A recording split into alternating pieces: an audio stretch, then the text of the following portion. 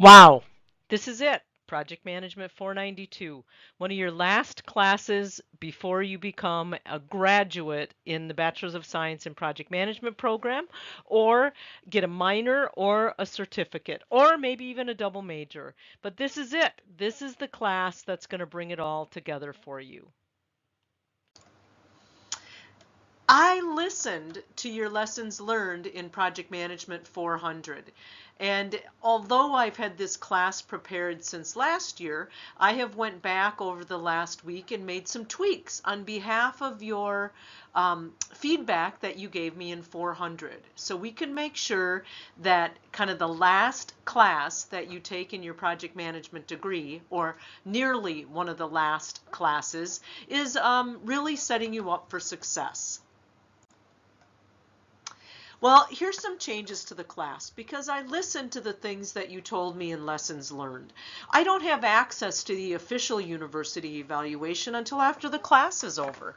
So I took your feedback from Project Management 400, and although I've had this class ready for about a year now because I've taught it, three, four, I think I'm on my fourth time, I went back and reviewed the curriculum and have included some of your recommendations.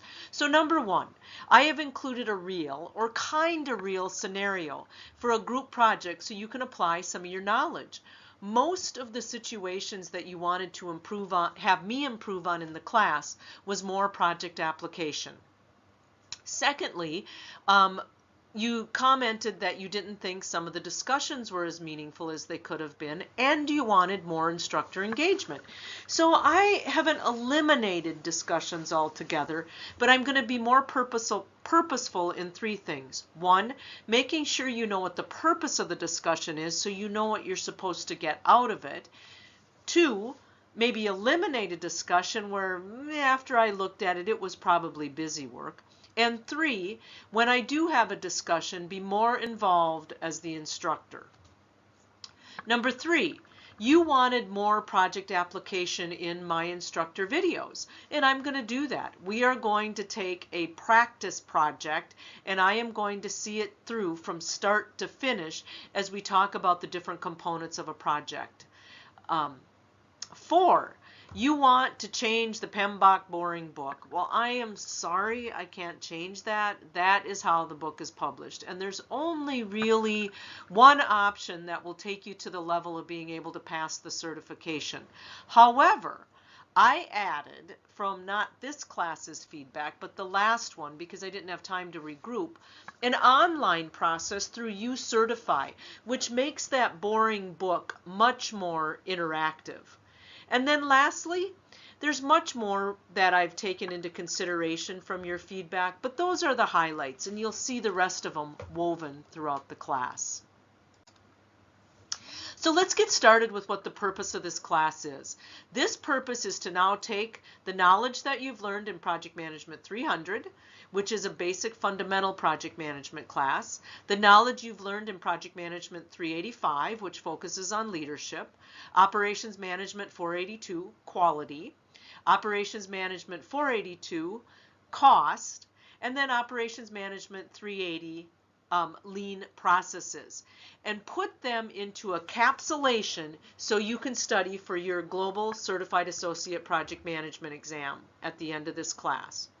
In addition, another goal of this class is to introduce you to some professional things that you should be doing as a project management graduate. So you're going to become a member of the PMI organization. You can post your resume if you like. You're going to attend a local PMI event in your local area or online if that's not available. And you're going to familiarize yourself with the resources available to you as a project manager on the PMI website, so you can use those as you either become a project manager by title or start using project management more in your current job. And then the last part of the class purpose is to have you practice the tools as a project manager on a case study, project, or an assignment distributed by the instructor. So what is this class really like? Well, it's a class that's going to help you use uCertify to study for a comprehensive exam. You have laid the groundwork for what you've done in Project Management 400. and the other classes mentioned before. It's going to be a lot more memorization, practice, and repetition, but I can almost promise you, you'll be sick of it by the end. It's going to be about helping you understand the industry standard and getting you connected in the PM industry. And it's going to understand how you can actually start using these applications and tools and techniques right now. Plus, it's more than just studying. It is applying the material you are studying to a real industry example. What are some of the required meeting expectations for this class? Well, actually, it's an online class, so you don't have to come to class ever. However, there is some required face time. And what does that mean? This class is online with the exception of your team meetings because you are in a group, and you have a choice to either meet online as a group or to meet in your local area if you want to, or a combination of that. You also have the opportunity to meet with your instructor on your group project. Well, that will require a time, and we can do that either virtually through Skype or you can come into my office. Now, I know this is where you're going to groan, but you also have 2 proctored exams. However, you have 3 choices on how you take your proctored exam. Number 1, you can go to a proctored MnSCU site in your area, and that's typically any 2 or 4-year school. And we'll talk about that process once we get into the class. 2, you can work with your instructor on a proctored exam if you're not near a MnSCU school. So maybe we have to set up arrangements with your boss, or maybe we have to set up arrangements with your local clergy or another faculty member in the area or somebody that we can develop a trusted relationship with. Number 3, you can take the proctored exam online. We have a new software called Proctored R Now. And what happens is you go through a certain process to set up your testing environment with them, and you pay $15. Yes, you don't have to pay that. I'll actually give you a code and pay that for you. But they will allow you to take your proctored exam with certain accommodations, meaning you can't have 2 screens hooked up, you can't have your cell phone, you have to have a camera and do a scan of the room.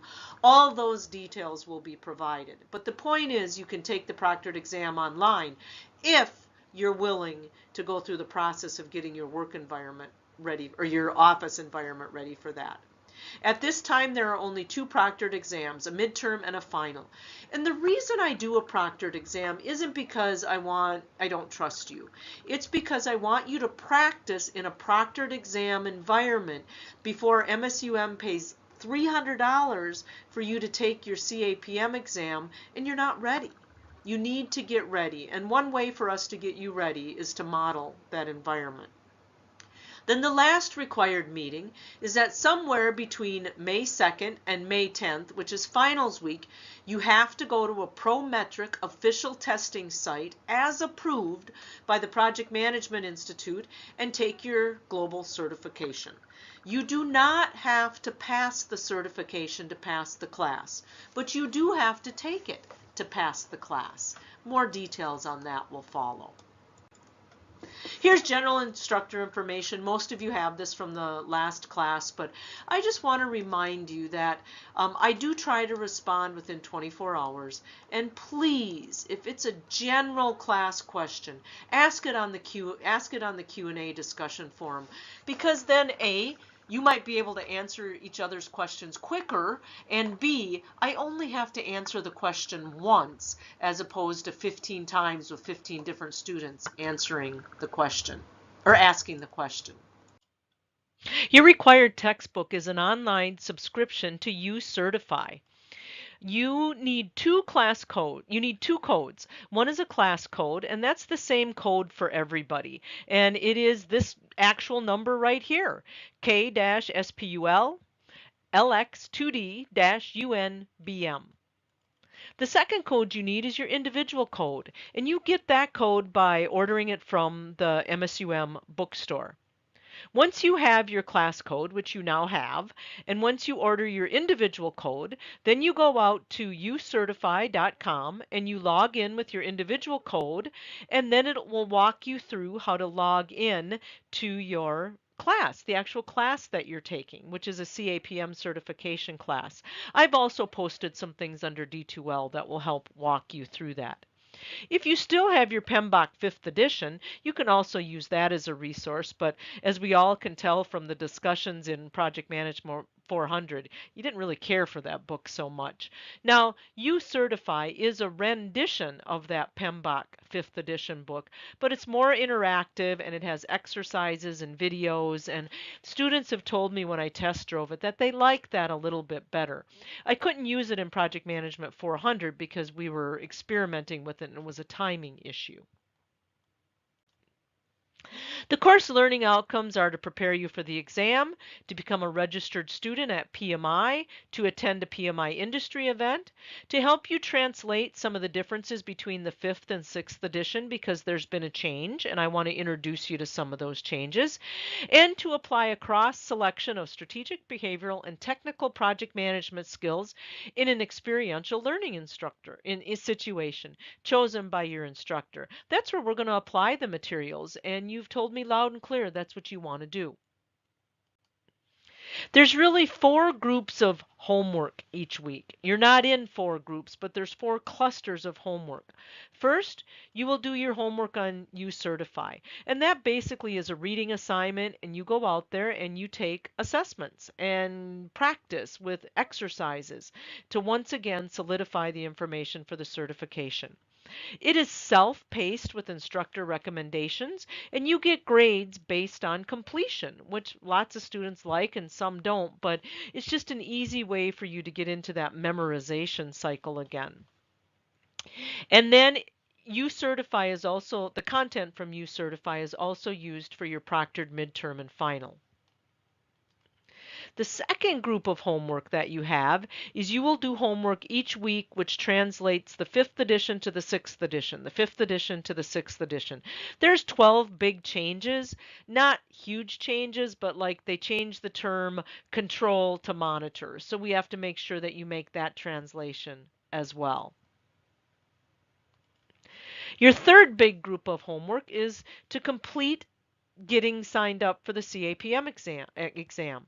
As I mentioned, that's a global certification that MSUM pays $300 per student for, that PMI administers at a Prometric site, and you have to fill out an application, you have to get accepted, and you have to find a Prometric site. So each week you'll have an assignment that gets you ready and approved for that. And then your fourth set of homework is what you do to apply the content in your group project. Grading. You'll have, 5 types of graded assignments. You'll have your You Certify individual activities and assessments. You'll have some individual assignments. Maybe it's an assessment, an article of review, a discussion, attending I don't know. There's multiple. I don't need to get into that level of detail. Then you'll have your group experiential assignments where you're applying the content.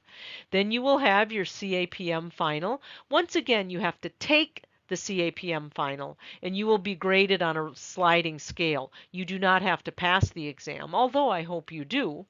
And then you'll have your PMI events and assignments.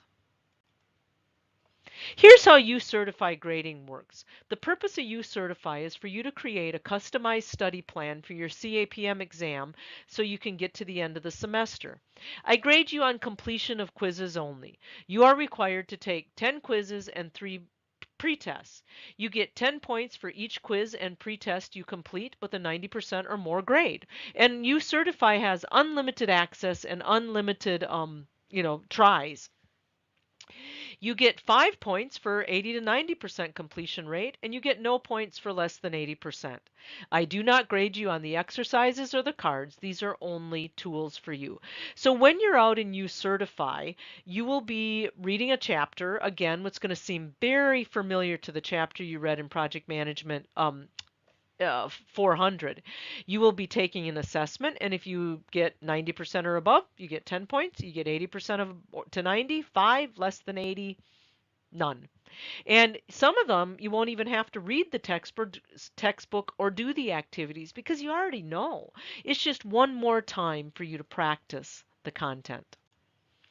Grading for your individual assignments, you'll be asked on some weeks to participate in a discussion, do a worksheet, submit a paper, or some other form of assignment, and that'll just grade individually in the assignment drop box.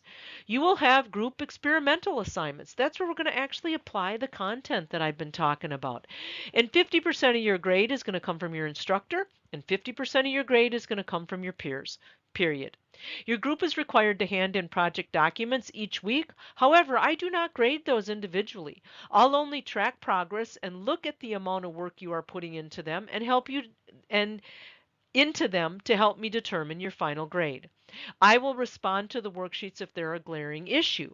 But how your group project is graded is when you hand in your final project plan. That's what you get a grade on. Your CAPM final. You will sign up and take the CAPM certification exam sponsored by PMI at a Prometrics site. You do not have to pass the exam to pass the class. However, your results will give you a weighted final score. So for example, there are 10 categories on the CAPM exam. You get 7 points if you're below proficient, meaning you didn't pass. You get 8 points for being moderately proficient and 9 points for being proficient. Obviously, if you pass the CAPM exam, you get an A in this class. If you fail the CAPM exam, you still get a C on the final, but not necessarily a C in the class. You will be graded on PMI events and assignments. This class is intended to introduce you to the PMI community, so you need to become a member with the PMI organization. MSUM will pay for that, of course. You need to attend a PMI event. Some of those are free, some of those are not. MSUM does not pay for those. There's enough free ones that we don't have to. Late policy, I'm just going to read it. It's up to you. I don't grade anything after the due date, and I don't give makeup assignments. In the unlikely event you have an emergency, like you are abducted by aliens, we can discuss it at that time upon your return to the United States. All jokes aside, the only late work you can submit is your individual assignments and PMI events and assignments. You should put them in the late drop box. I will grade late assignments at the end of the semester, and I will only grade 2 late assignments of my choice. And I will only grade those if they will affect your final grade. Moral of the story, don't hand stuff in late. You're a project manager. When is homework due? Sundays at 11:59. Handing in course material. All course material should be submitted on time in the corresponding drop box. Please don't. Let me reiterate, don't. Let me reiterate, don't email the instructor. How do I ask questions in the class? I don't know how many times I have to say this. I will only answer general questions through the class Q&A. The reason for this is that all students benefit from your questions and answers. Plus, sometimes students can answer your questions faster and better than I can. Lastly, I get over 200 emails a day and I don't want to miss your email. Now, on the other hand, if it's a personal question on a grade or something of that nature, by all means, text, email, or call me. Writing guidelines. As a project manager, it is critical that you write well and as error-free as possible. For this class, the following guidelines will apply. Read them. Thank you. Group project. Here's a little bit more information on your group project. You will self-select your teams as part of participating in a group discussion online. It is your responsibility to form a team, ask people to be on your team, or ask to be on a team. Part of the class is to work with a group and apply the PMBOK 47 project processes across the project lifecycle and knowledge areas. This may take the form of applying the content to individual or small work problems, or it may take the form of working on a big project in class. I frankly at this time haven't decided yet. I'm going to decide that over spring break. More instructions in D2L on the specifics of the group project to come. Here's some good virtual meeting tools since you are in a group project. You probably know these, but I'm just going to reiterate them. Schedule a reoccurring meeting each week. You will spend more time managing this project in email if you commit to a collective time. All of you, make this time a priority. Thirdly, if somebody missed more than 2 meetings, feel free to kick them out. Tell them, I'm sorry you missed more than 2 meetings. Talk to Pam about your next steps. When you talk to Pam about your next steps, Pam's going to say, you got to do the entire thing on your own, which you don't want to do. Or you have to ask another group if you can be a late add-in. You have access to Skype for Business, which is an online meeting tool through your MSUM Office 365 account. You can use that, or you can use any other venue like Google Hangout or IMA, or the hundreds that are out there. I encourage you to get each other's cell phone numbers so you can reach each other in the event you experience any difficulties getting in touch with each other.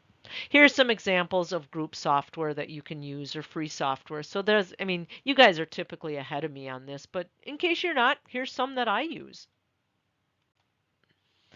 Your next steps after you've went through this presentation is log into D2L, watch the instructor video if you don't know me. If you know me, you've already watched this instructor video, so skip that. Secondly, introduce yourself on the discussion forum. Now, you already did that last semester, but I have different questions I'm asking you this semester. Third, form your 4-person class group on the discussion forum. Fourth, post your picture if you haven't. Fifth, participate in a scavenger hunt. Review the PMI.org website, review what the CAPM exam is, and research where the nearest CAPM testing site might be in your location. Write a short paper on that, and there's further instructions in D2L. Your next step in getting ready is to log into the instructor-led course on uCertify.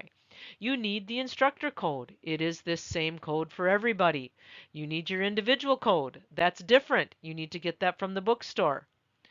There are more instructions on logging into uCertify on D2L. Then take your first pre-assessment. And then lastly, ask lots of questions on the Q&A about stuff you don't understand in getting started. We are going to pass, go, and collect $200 in this class. So let's get off to a good start, and I will see you formally and officially on March 13th when the class starts. Thank you.